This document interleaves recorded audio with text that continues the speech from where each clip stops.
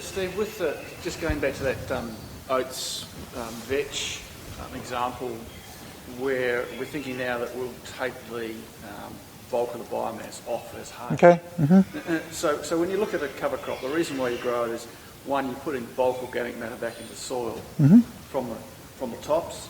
You've got the root system that are doing all the root system stuff and building the structure, and you've got the root exudates. Yes. What do you reckon you're losing if you take it off the silage or hay? This is what the grower was really interested in. Right. Saying, can I effectively turn my cover crop into a cash crop? Yeah.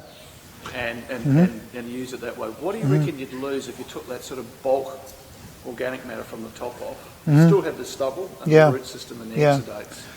What I understand is organic matter increase primarily does come from the roots, not so much from the top biomass that breaks down. That's what I understand. I've heard it multiple times. So you're still getting a majority of the percentage of your organic matter production from the roots. So that's good.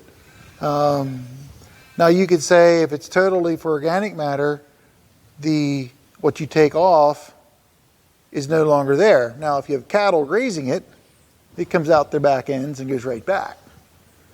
And it's a net positive in a way because of all the manure goes. I mean, there's very little nutrients leave the land other than the cattle themselves, the meat they put on. I mean, that's the only nutrients that essentially leave the land, if you want to say it that way.